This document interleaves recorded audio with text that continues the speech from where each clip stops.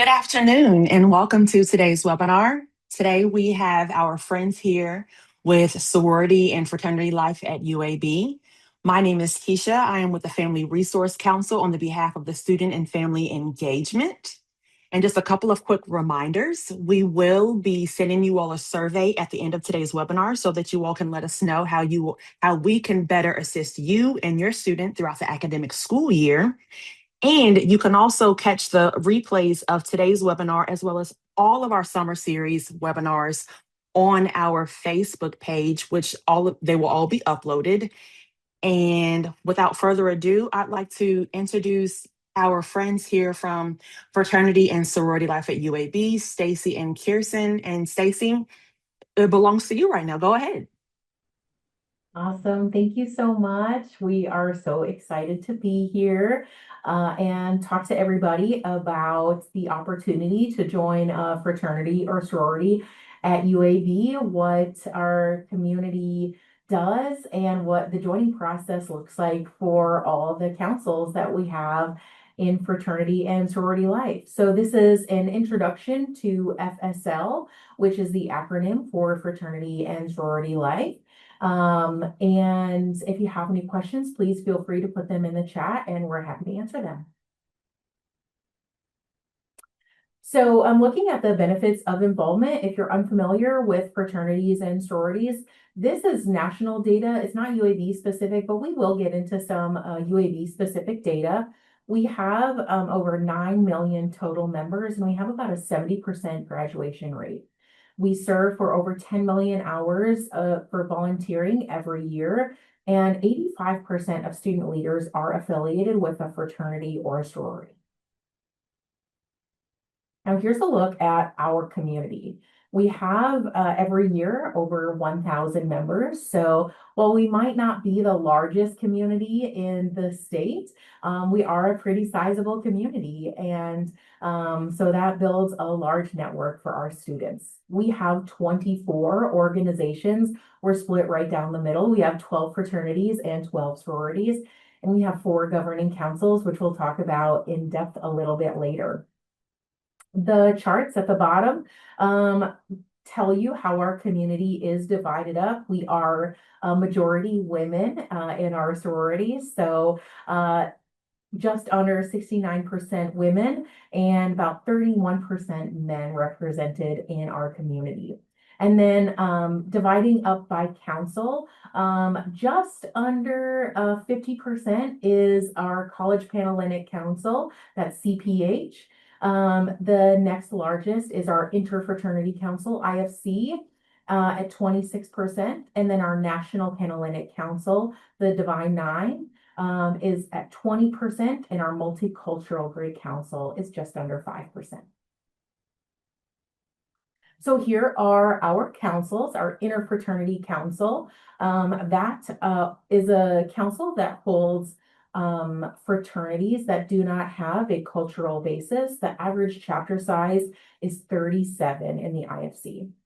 The Multicultural Greek Council represents a variety of organizations founded for a variety of cultures, and we'll talk about that when we talk about MGC specifically. Their average chapter size is 14.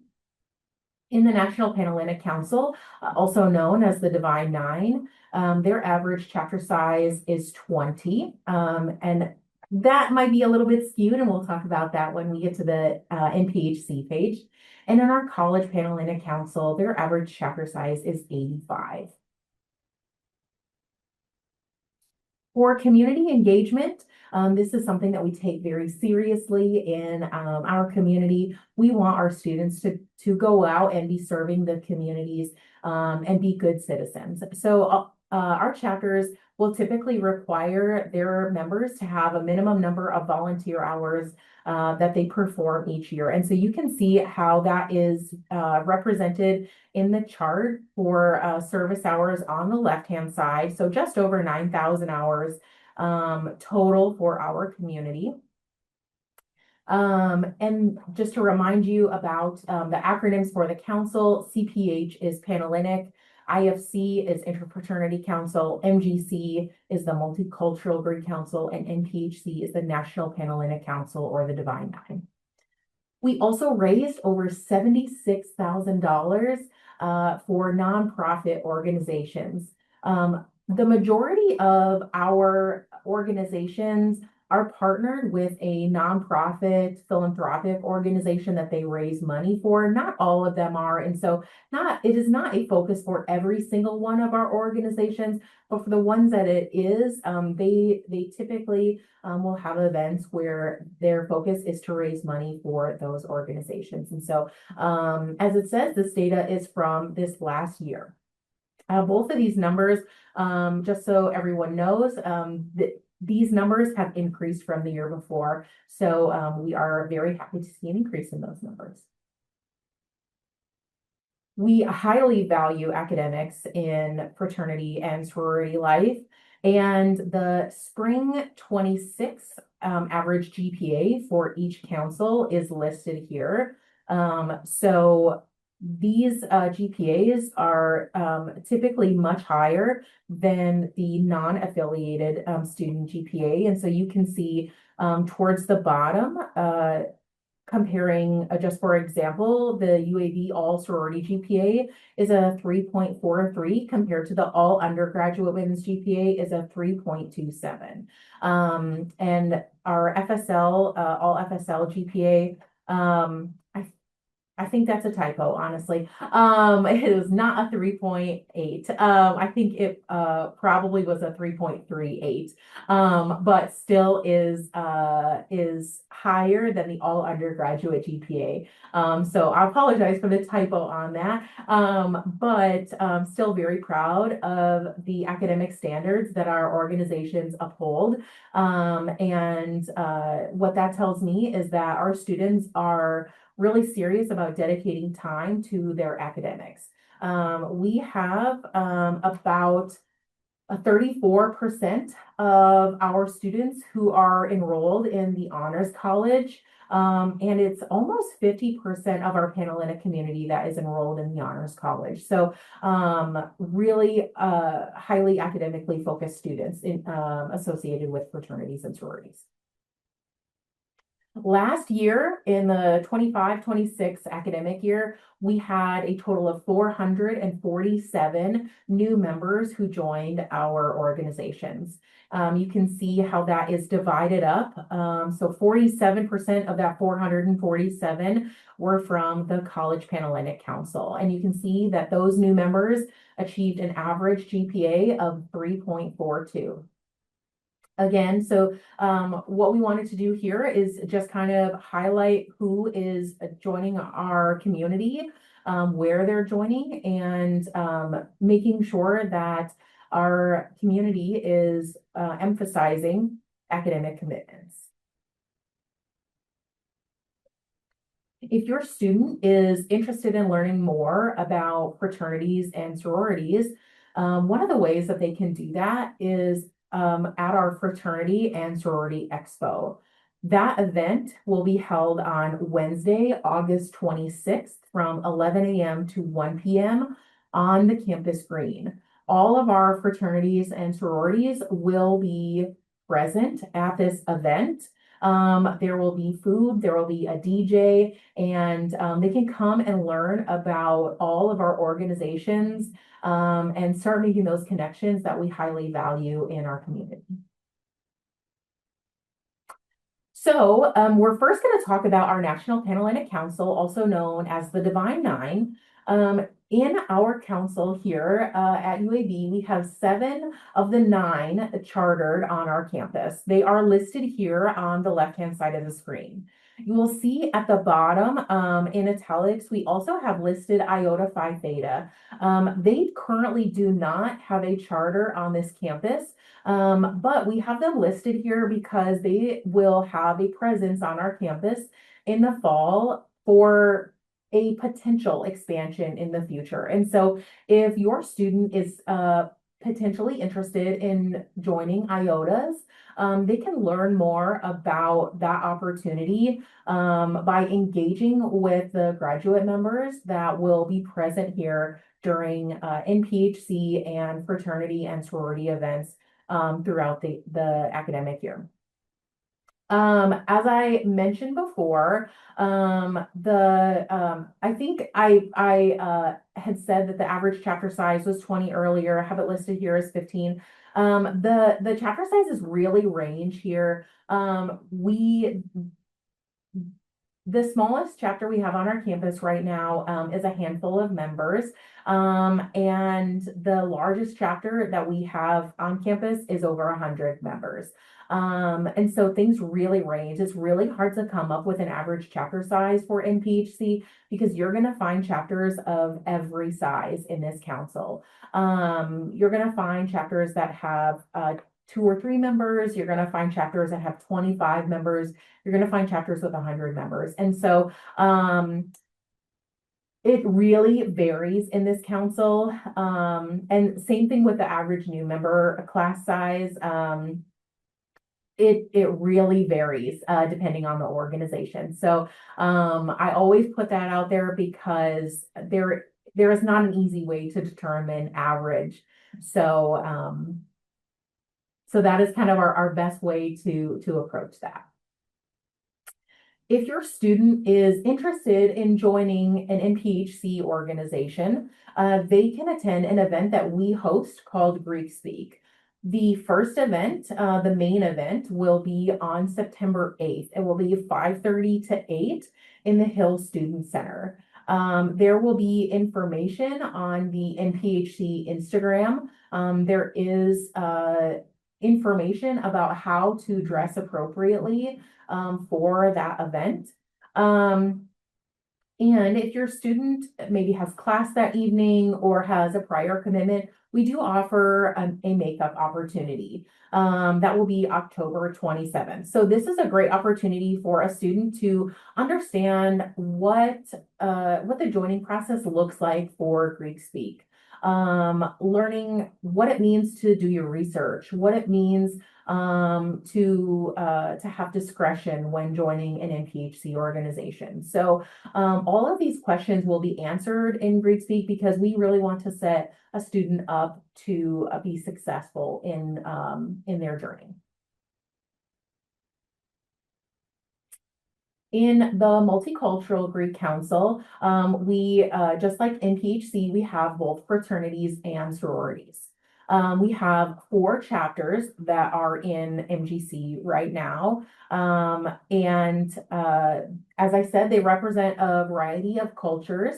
They are South Asian, Asian interest, and Latino, Latina. They represent an average chapter size of 14 with an average new member class size of 5. We are the only MGC in the state of Alabama, and it is a point of pride for us.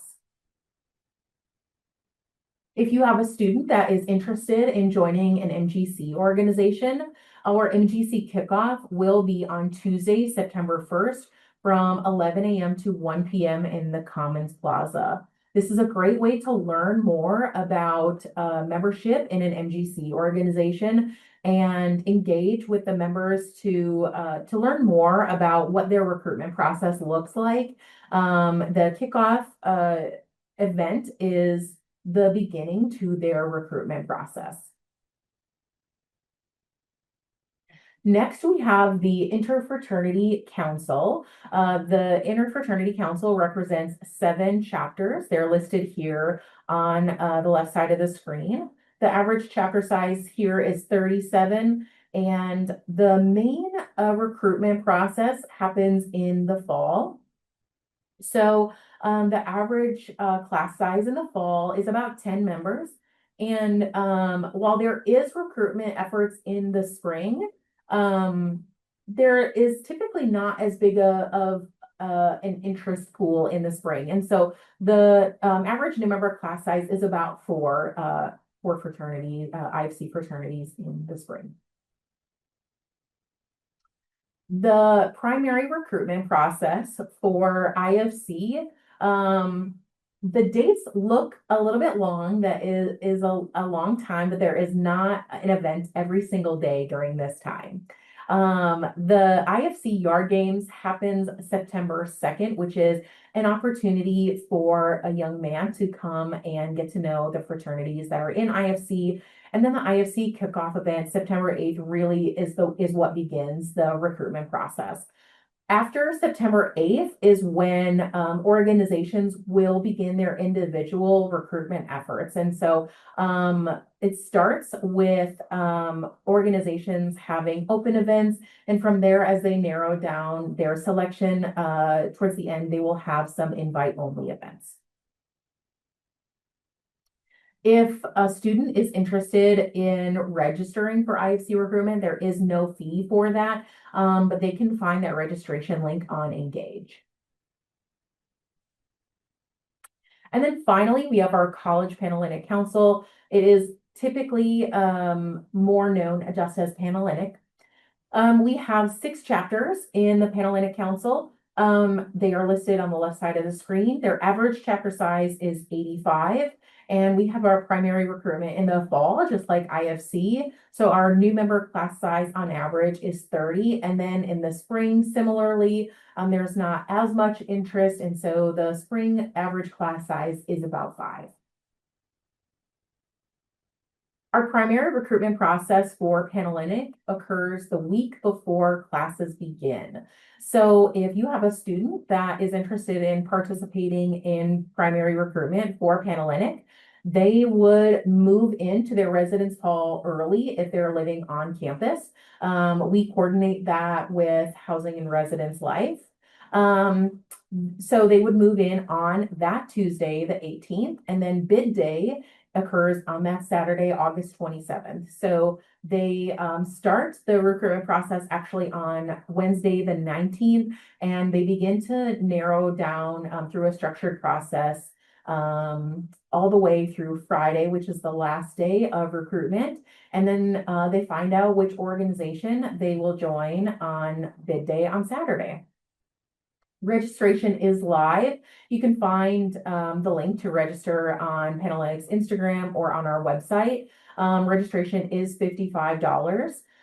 So there is a fee to participate in Panhellenic recruitment. And if you or your student is interested in learning more about what the Panhellenic recruitment process is, coming up in a week or a week and a half or so, we have an event called Panhellenic Preview. It's on Sunday, July 19th. This is a free event for any student and parent that is interested in learning more about the Panhellenic recruitment process.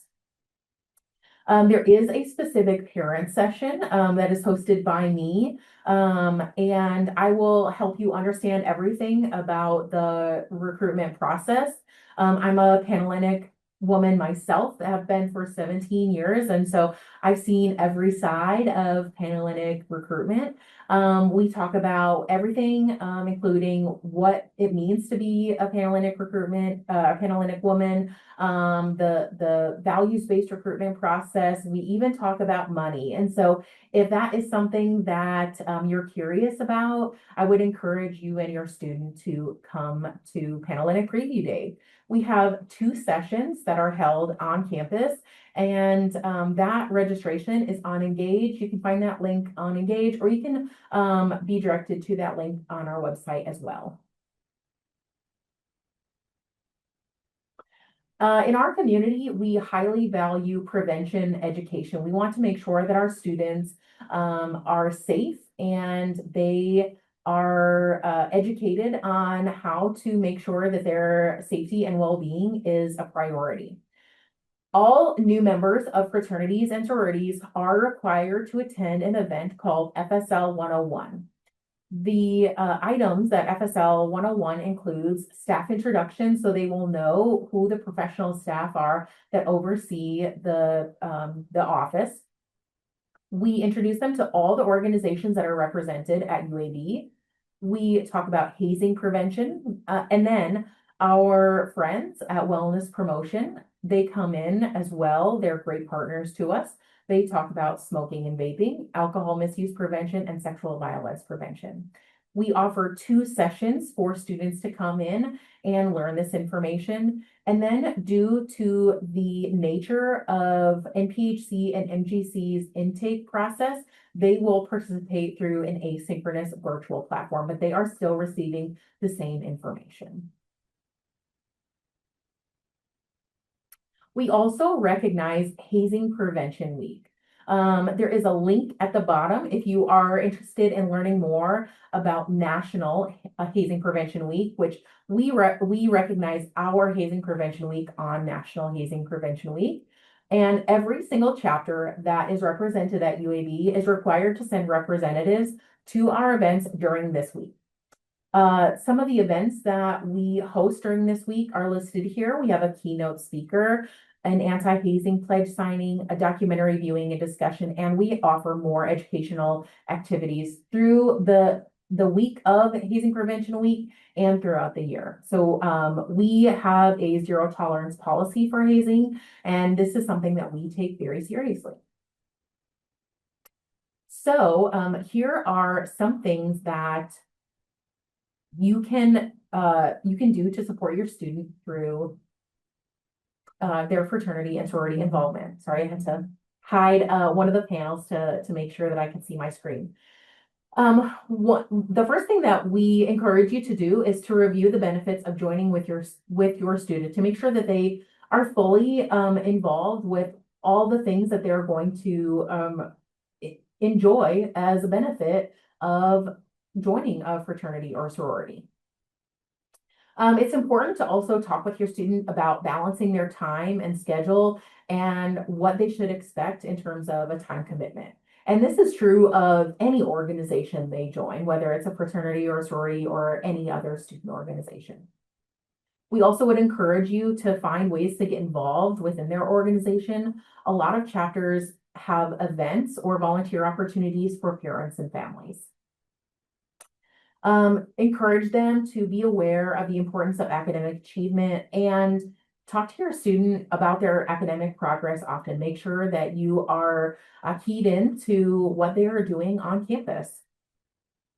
Help them think through risk management situation by staying informed on the policies and procedures in order to help them make informed decisions. And then ask questions about their membership process so that you can celebrate achievements and successes and that you can express concerns if they should come up. If you feel like you have seen a warning sign of hazing, I am happy to talk to you about that. You can also, if you feel like you know it is hazing, you can absolutely submit a report on that. But if you are unfamiliar with hazing, these might be some warning signs. It might be excessive exhaustion or lack of sleep through their new member process. If they're frequently asking for money or they never have enough money. If they're having to do favors for others, that might be laundry, cleaning their house or apartment, or giving members rides. If they're being told not to share their experience with anyone. If they are spending unreasonable amounts of time on their fraternity or sorority commitments. If they are having failing grades or they're not attending classes, if they have excessive or increased alcohol use, or they have physical bruises or other marks on their bodies. Now, this is not an exhaustive list of warning signs of hazing, and these signs do not necessarily mean that your student is being hazed, but we do want to make parents and those who love our students aware of what could constitute a warning sign of hazing because, as I said, we have a zero tolerance policy for hazing, and these are things that we take very seriously. And so we talk to our students all the time about hazing, but that doesn't mean that things can't happen. And so we want to take every effort to keep our students and your students as safe as possible.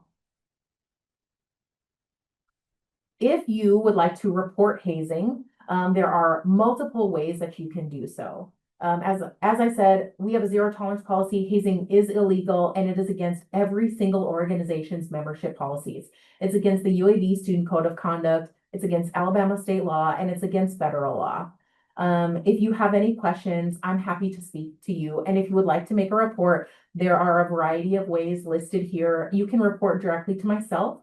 You can report directly to Kirsten, who is our coordinator of fraternity and sorority life, who is also on this webinar. You can report to Jennifer Griffin. She's our executive director for student engagement. I've listed our phone numbers here. You can reach all three of us by that phone number.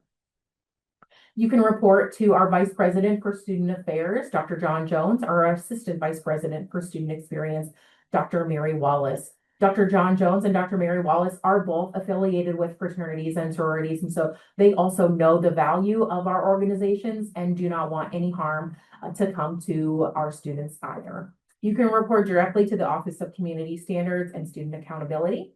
You can report through our incident report form on UAB's website. You can report to chapter advisors, regional representatives, or you can report directly to headquarters, or there is a national anti-hazing hotline, which can also be anonymous.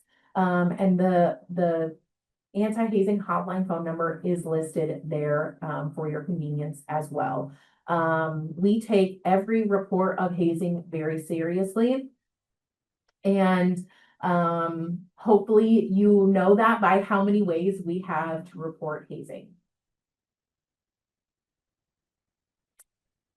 And if you would like to connect with us, we would love for you to do that. Our information is here. Our Instagram handle is at UAB FSL. You can email us at fsl@uab.edu. And our website address is right there, and you can learn more about our community, our standards of excellence, our awards winners, and learn more about recruitment and intake, and all of the events that we have going on for the upcoming year. Thank you very much, and I'm happy to take any questions that anyone has. Thank you, Stacy. Yeah. If anyone has any questions, just as Stacy has just stated, please feel welcome to post it in the Q&A section or in the chat here on this webinar. And then if you are viewing from our Facebook live stream, please post your questions or comments in the comment section on Facebook. We do have a few that have already come in. And the first one is, Pan-Hellenic preview in person, or is there a virtual option as well? That's a great question. There is not currently a virtual option. It is in person. Okay. Thank you, Stacy. And the next question is, do you need to register before, does the student need to register beforehand for the Pan-Hellenic Day on the 19th, or can you just show up on that day? Yes, please register in advance. The registration is on Engage, or you can go to our website and there is a link to go to the registration on Engage. Awesome. Thank you. Yeah.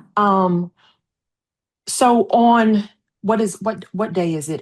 For the expo, for the Fraternity and Sorority Life Expo, that is for, just for clarification, that is for the Pan-Hellenic sororities and fraternities. Is that correct? It's for all Not of all them. of them. So Yes. for all of them, right? Yes.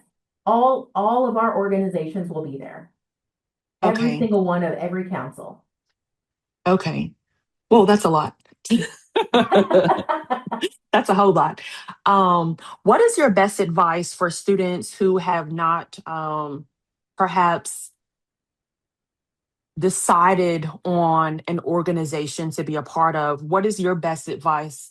Because being a parent of an upperclassman, I remember how it was at orientation for us. And then when my student has gone to these events and still trying to figure it out, what is your best advice for students when they see all of these things? What's your best advice?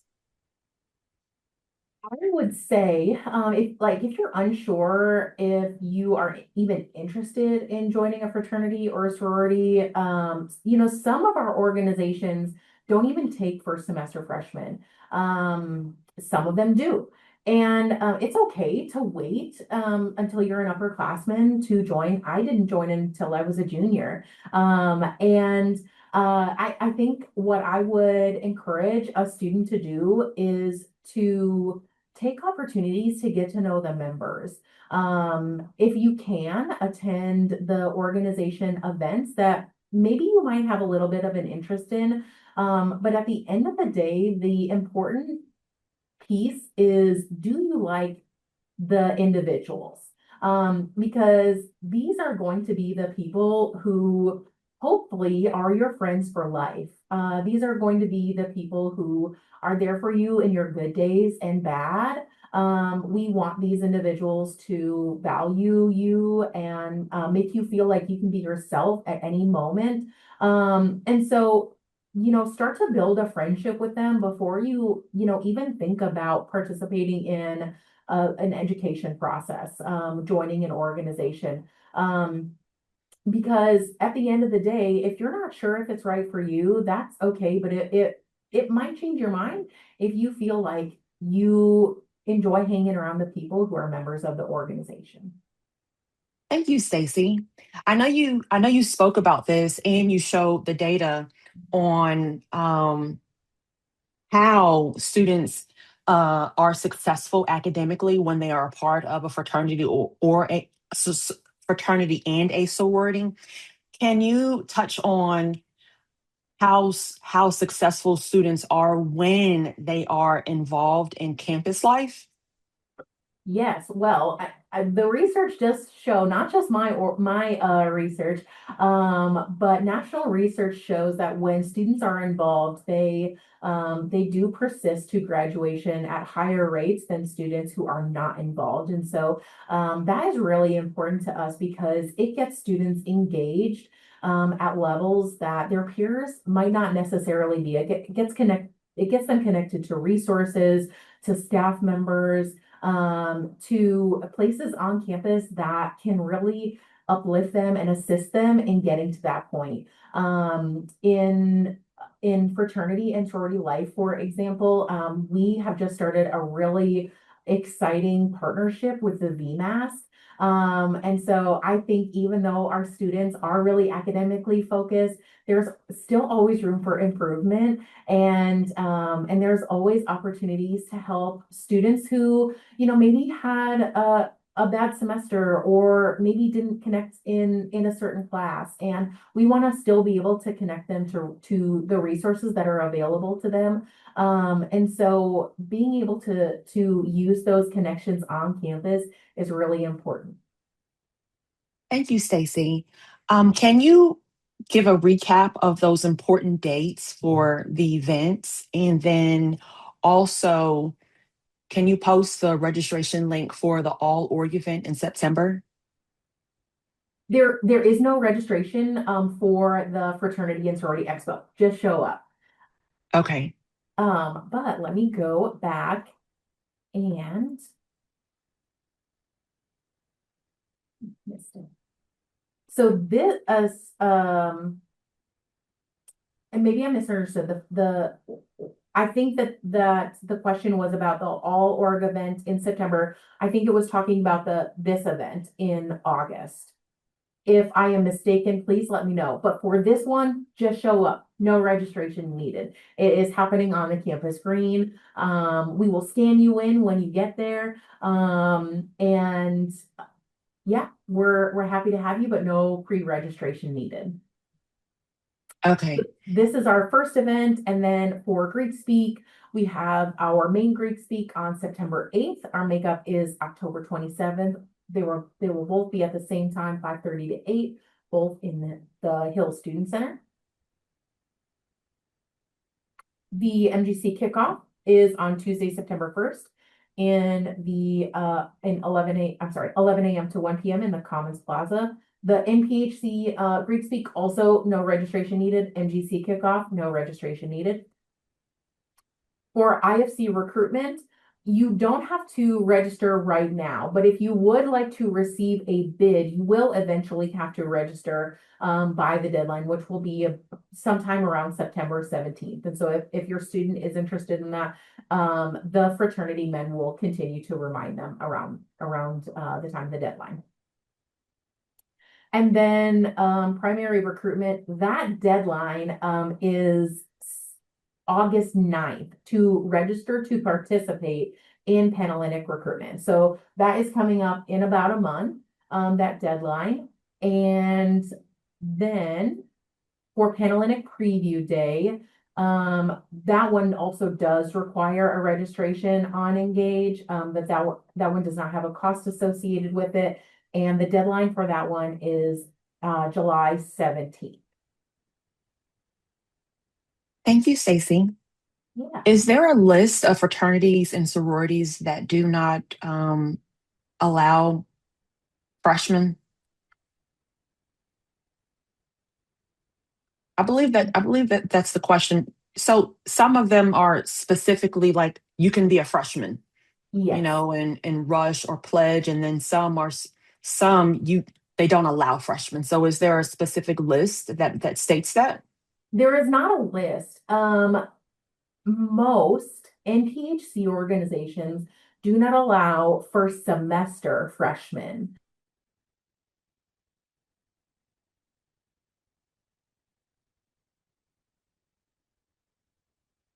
Oh, I think the screen is frozen. Conducting membership intake There we go. during that individual second semester of their freshman year. And so it is not ever a guarantee that a second semester freshman would be able to join during their second semester. It just depends on when that membership intake process happens. And so the our culturally based groups, which is NPHC and NGC, they don't necessarily conduct their membership processes on a regular basis. It just is when works for them, when is approved by their headquarters. And so it might not line up with an individual's second semester of their freshman year. So even though an organization would allow a second semester freshman to join, they might not be conducting membership intake that semester. Thank you, Stacy.